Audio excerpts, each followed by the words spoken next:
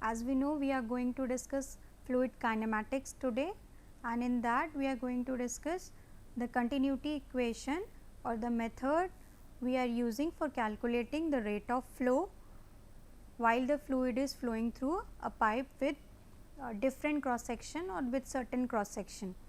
So, it is being calculated with the help of continuity equation, which states that mass entering through a pipe will be equivalent to the mass leaving through that pipe, which is nothing but conservation of mass.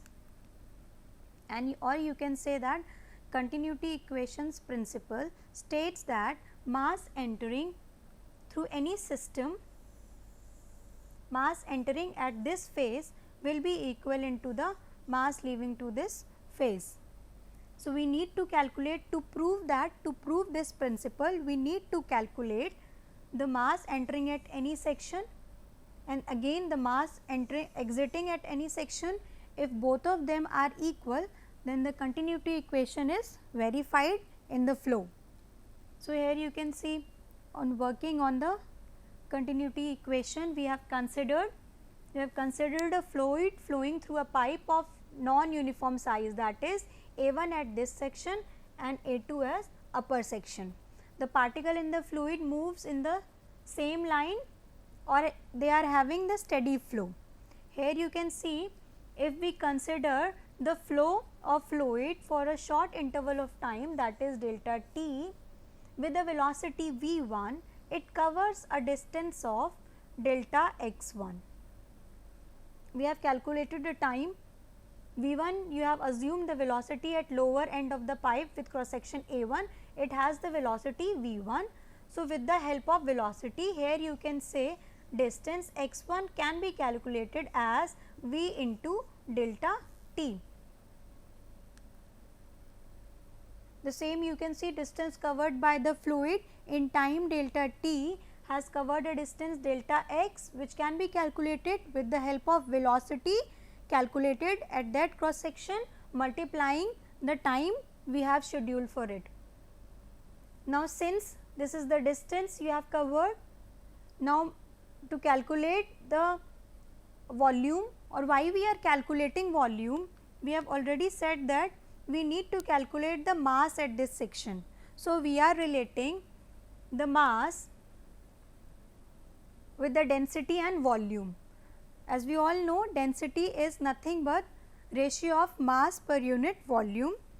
Here coming to the next one, with cross sectional area A1 at the lower end, you have already marked it as A1, multiplying the area into the distance, we will be getting the volume of the lower end of the section of the pipe as A1 V1 into the time delta t. If we are considering rho 1 as the density of the fluid flowing in this, then we are multiplying this density rho into the volume which we have calculated, that particular thing will be giving you the mass obtained. And here you can see, multiplying this mass into volume, we are getting the mass at section 1.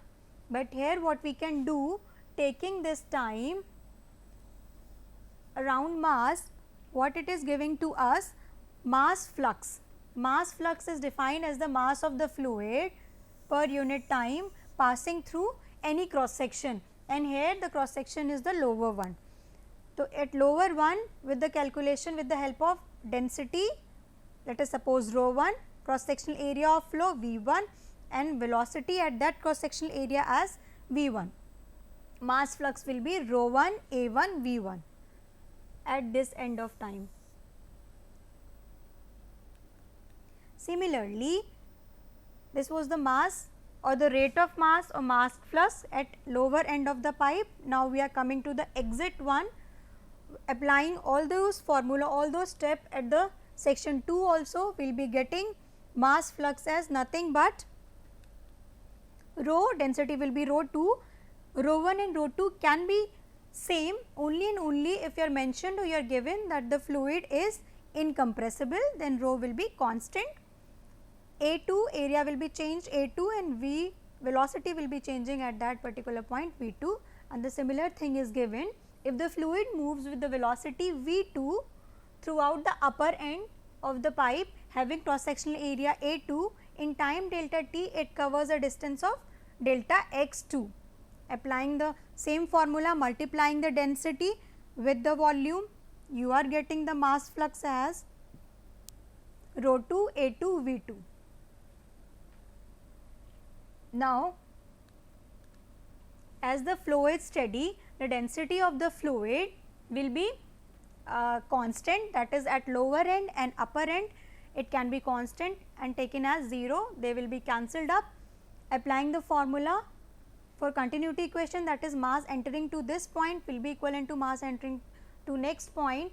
Here you are getting rho 1 A1 V1 will be equivalent to rho 2 A2 and V2, and hence you can see it is the general form. Let us suppose if we have taken any section over here, this was section 1 and this was section 2, this was section 3, then also parameters would have been the same. A1 V1, rho A1 V1 is equivalent to rho A2 V2, and similarly it would have been equivalent to rho AN Vn, or you can say multiplication of the product of density of the fluid flowing through a cross sectional area A having a velocity v is always constant, and then this relation describes the law of conservation of mass, where you can see the rate of flow is always constant.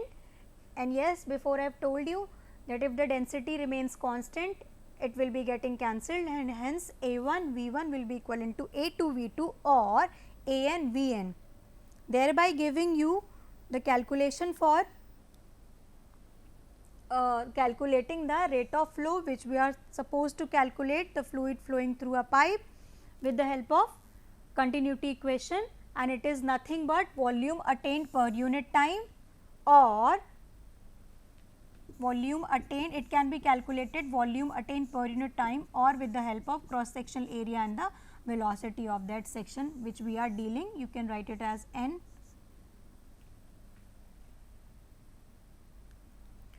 This was the mathematical calculation which we were dealing and which we need to apply in the numerical or while calculating the discharge from a pipe.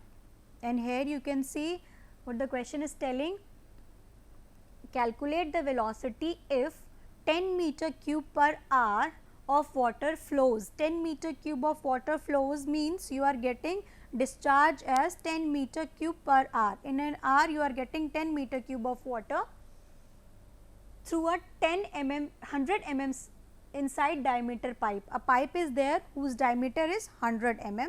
You need to calculate the velocity. Also, if the pipe is reduced to 80 mm inside the diameter, you need to also calculate the velocity if again the cross sectional area or the diameter is being reduced from 100 mm to 80 mm.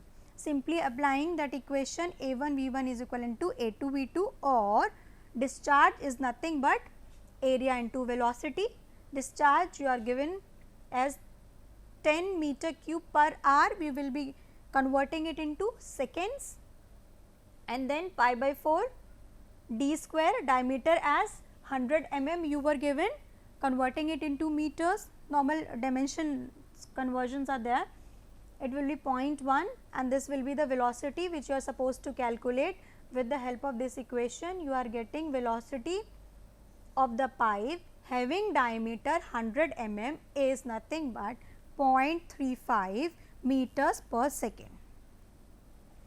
Now again they have said further this pipe of 100 mm is being reduced to a pipe of diameter 80 mm. This is 80 mm diameter pipe. Here it was 100 mm.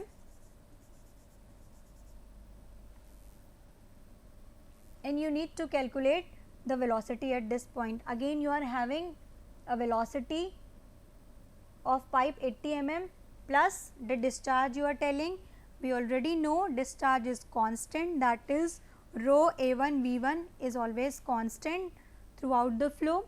With the help of this, the amount of discharge we have kept for this pipe at 100 mm will be equivalent to or will be given or flown to the 80 mm pipe also. So, we are substituting the same discharge 10 by 3600, that is 10 meter cube per second cross sectional area into velocity of the pipe having diameter as 80, and after calculation you can say or you can get the answer as 0.55 meters per second.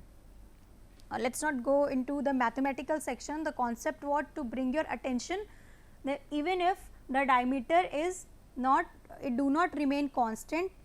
The diagram if you focus here also I have not taken the cross sectional area as constant, or you can say first and foremost assumption was the pipe of non-uniform size.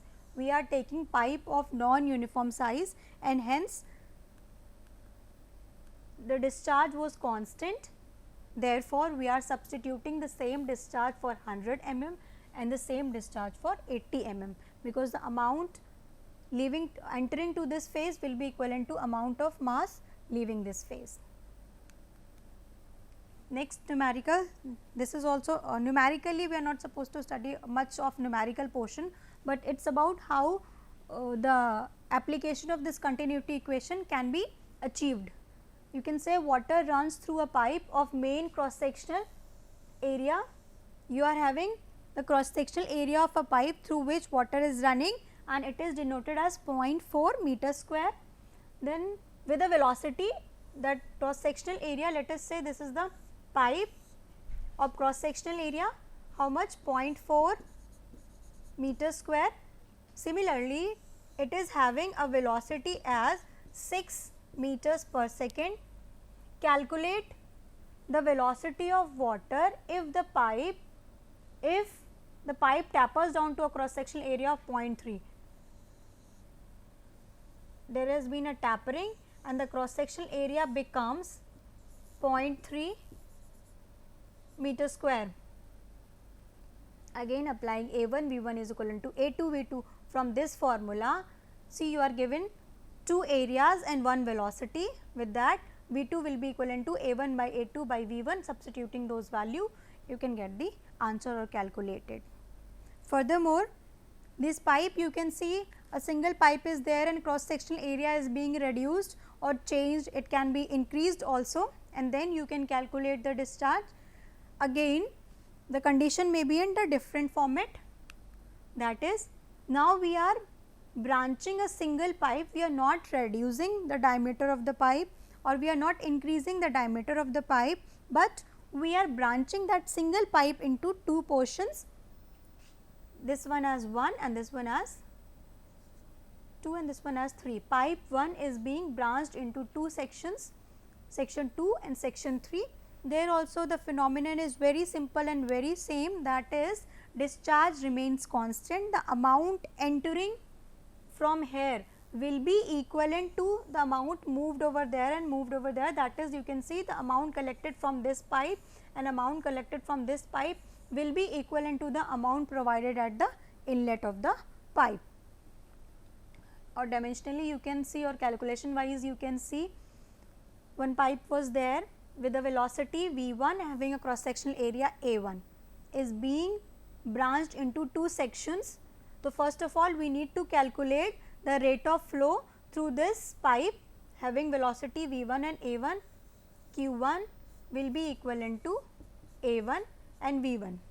Again this amount of water is being or rate of flow is being supplied to two different pipes of different diameters and different velocities, that is A2 and V2, A3 and V3.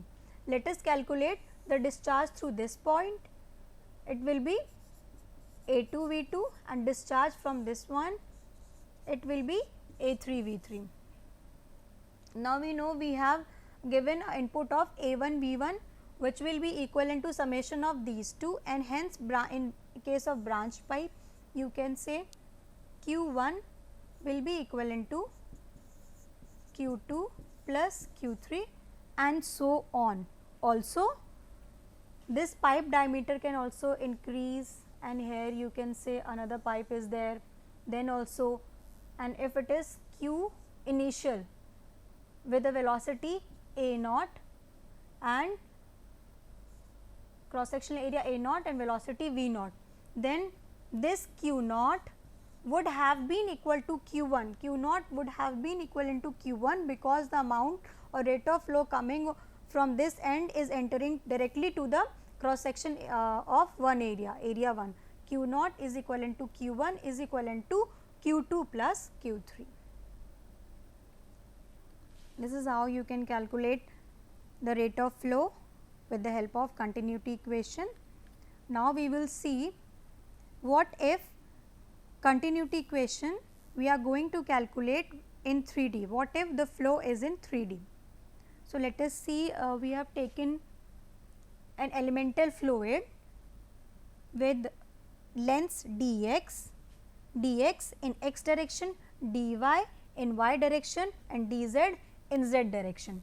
These are the lengths dx, dy, dz in x, y and z direction. We have also taken the velocity component in x direction as u, in y direction as v, in w, in z direction as w.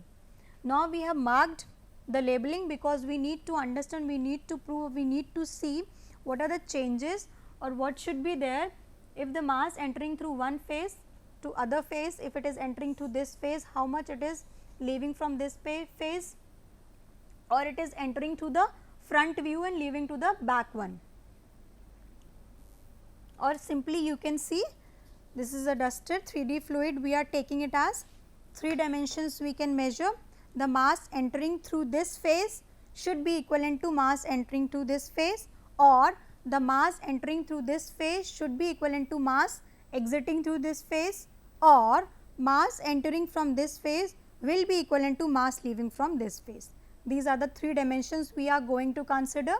So, first in detail we are going to consider or we are going to calculate the mass entering in x direction to this phase and leaving in this phase. We will be getting some term, and similarly we can achieve the mass entering from y and z direction. So, now coming to the x direction.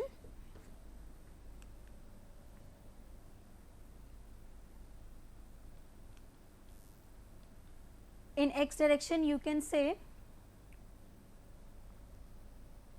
we will be taking in x direction this phase, we are naming this phase as A, B, C, D. So, mass entering through this phase A, B, C, D will be equivalent to mass leaving this phase E, F, G, H, this phase. It will be nothing but rho A, V we have studied, rho A into V. Now, in x direction mass entering in x direction density will be rho only, cross sectional area in x direction. If A, B, C and D are the phases, then cross sectional area will be either multiplication of AB into BC, this is not CD, because AB and CD will be parallel to each other, AB and BC, here you can see BC, AB is nothing but into the velocity component in x direction, it is nothing but u. So, you have done density into AB into BC into the velocity component in x direction. Now, looking forward, what is the value of AB and BC? AB is nothing but this value dz, BC is nothing but this value dy. So, we have substituted density into dy into dz will be the area into the velocity in x direction as u. This was the amount of, this is the amount of mass entering through this phase in x direction A, B, C, D. Now, calculating the mass leaving the value E, F, G, H, or you can say after travelling a distance of dx, you can see right there, we have entered the mass from here and we have calculated what is the mass over here A, B, C, D, rho dy dz into u. Now, we are calculating the mass exiting from this end, that is after travelling a distance of dx, what is the change in this mass. So, that particular change we are doing, the amount of mass it has entered plus that change in x direction with respect to this distance dx, after travelling this distance dx, what is the change, this will be the change.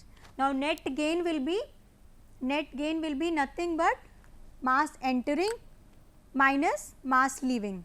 So what we are doing? We are subtracting, or we are getting the difference mass entering minus mass leaving, or you can say this value is being subtracted to this value. Let me write it down, it will be more clear to you. dy dz into u minus of this entire section u dy dz, this was the entered value, and there will be a change after travelling a distance of dx. So if we are subtracting, again this value will be in minus, because as a whole we are subtracting, this value will be cancelled. What you are left with? Minus of del x of distance what? Rho u dy dz and dx, and this is what we have written, minus of del x rho u del x del y del z. This is what we have got. The net gain in x direction, the amount of what mass entered and amount of mass left, you have obtained certain value and it is in negative of this value. Now similarly we can go for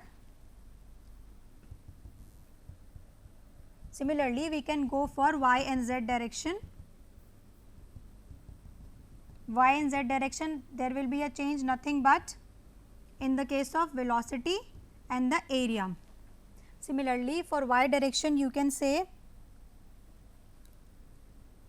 let me tell you, in y direction what will be the change. After looking the change, see this was the phase, so area of this was included and the velocity of x direction was seen. Now if we are saying in the y direction, let us suppose this is the y direction, then the area of this direction plus the velocity in this direction, again the mass leaving to this value and leaving a value with a velocity v component. Same pattern is there, so components will be changing, that is there will be a negative gain, but in which direction? In y direction. Density is same, or we have taken for now as same. U component will be changing it to v, then again you will be getting at dx, dy and dz. Reason being, area will be, if AD HE you are taking, then area will be AD, that is dy, into dH, that is dx with respect to another direction, then all these three components will be there. Similarly for z direction, it will be minus of del z rho, then velocity component will be w, again dx, dy and dz. This is the net gain from all three direction, x, y and z direction. As a whole, if we are adding all these, net gain of mass from x direction, y direction and z direction, that will be giving you the total gain in the mass from overall three directions. So we are going to add 1, 2, 3 equations. After adding, what you are getting, there is a common term, this term and this term is common and minus sign is common. So here you can see minus sign is common to this, and volumes dx, dy, dz, this substance is common to you, plus the difference of the velocity components in respective directions, that is change in velocity, also rho is there in x direction, plus there is change in velocity component in y direction, plus there is change in velocity in z direction, plus this value. This is the overall net gain you are getting from entire three directions. Let us name it as, let me change the color so that you can verify this equation as equation number 1. This is the summation of net gain or rate of increase of your mass from all the three directions. So, now we can see we have calculated the value from individual directions, that is from x, y and z direction. If you are seeing this cuboidal elemental shape, from x direction you have calculated the gain, then y direction, then z directions, and then you have added them up. Now, we will be seeing the rate of change of mass as an entire fluid. For that, we need to calculate the mass of this entire fluid. How much is the mass? So, mass of the entire fluid will be mass of entire fluid element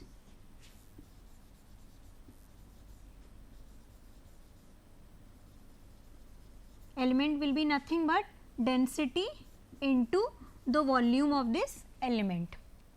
Now, coming to the volume of the element as a whole, first of all, at the beginning of the derivation we have seen that dx, dy, dz we have taken as the lengths of this cuboidal section in the corresponding directions x, y and z. So, the entire mass will be density into the volume dx, dy into dz. They are nothing but the lengths in x, y and z direction. This is the mass. For calculating the rate of change of mass, rate of increase of mass, as the term rate comes means time duration comes into the picture, that is we can calculate this entire value with the help of this time denotation, that is rho of dx, dy and dz, and we are naming this equation as equation number 2. Now, here you can say equation was I have named as 1, it was achieved by adding the individual net gain in the masses from the individual respective directions x, y and z direction, and this is the summation of entire. And as a whole, when we are dealing the cuboid as a whole, there you can see you are getting another equation 1 and 2. So, technically equation 1 and 2 should be equivalent, because the cuboid is same, all the dimension is same and the cuboid is same. So, what you are writing, equating equation 1 and 2, writing, I am rewriting the equation 1 because of the page over here. You can see once again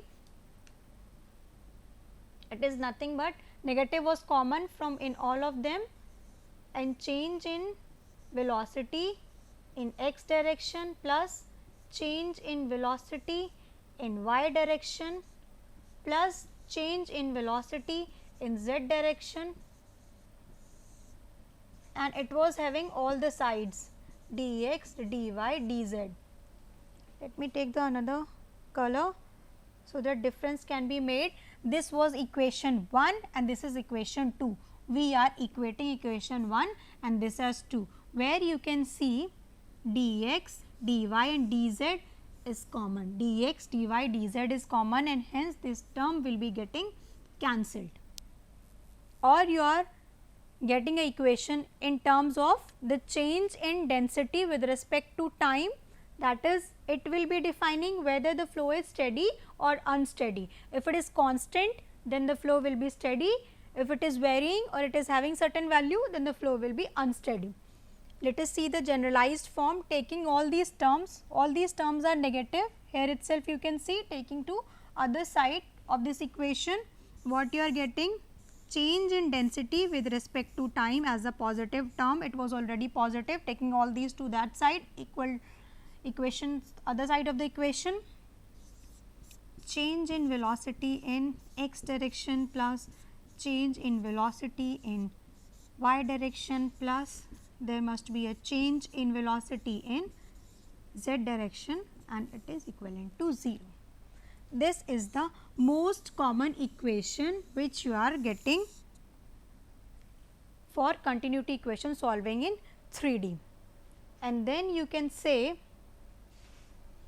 if the flow is steady, this component will be 0, and if you are mentioned that fluid is incompressible, then this value will be taken as 0, leaving the generalized or normal equation as change in velocity in x direction plus change in velocity in y direction plus change in velocity in z direction will always be 0 for incompressible and steady equation. That is all. Thank you.